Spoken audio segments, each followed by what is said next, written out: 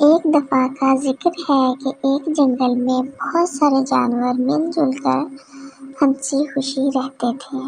وہیں پر ایک لومڑی بھی رہتی تھی جو کہ اپنی فطرت کے مطابق بہت چالاک تھی۔ ایک دن جنگل میں سے گزرتے ہوئے اس کی نظر درخت پر بیٹھے ایک خوبصورت اور موٹے تازے مرغے پر پڑی۔ لومڑی مرغے کو دیکھ کر لالچ میں آ گئی اور اسے کھانے کی ترغیب سوچنے لگی۔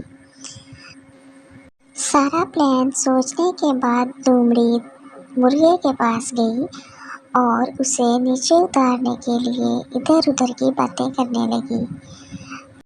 لومڑی نے مرغے سے کہا، بھائی مرغے، کیا تمہیں کچھ خبر ہے کہ جنگل میں یہ فیصلہ ہوا ہے کہ اب سے تمام جانور مل جل کر ہنسی خوشی رہیں گے اور کوئی کسی کو کوئی نقصان نہیں پہنچائے گا، تو تم بھی نیچے آؤ اور ہم دونوں کہیں گھومنے چلتے ہیں۔ مرغا بہت عقل مند تھا، وہ لومڑی کی چالاکی سمجھ گیا۔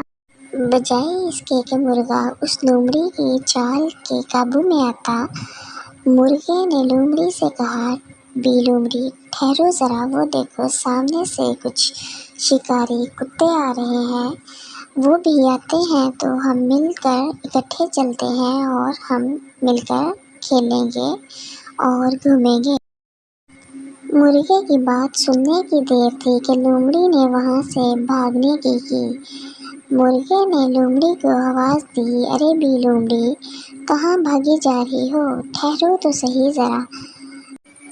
لومڑی نے جواب دیا، نہیں بھائی مرغے، ہو سکتا ہے کہ تمہاری طرح انہیں بھی اس فیصلے کی خبر نہ ہوئی ہو، ابھی میں چلتی ہوں، تم سے دوبارہ ملاقات ہوگی۔ یہ کہہ کر لومڑی وہاں سے بھاگ نکلی۔ مرغے نے شکر ادا کیا کہ اپنی عقل مندی کے فیصلے کی وجہ سے وہ لومڑی کے چنگل میں پھنسنے سے بچ گیا۔ لہٰذا جلد بازی میں کوئی بھی فیصلہ کرنے سے پہلے ہمیں چاہیے کہ عقل مندی سے سوچ سمجھ کر فیصلہ کریں تاکہ کسی بڑے نقصان سے بچ سکیں۔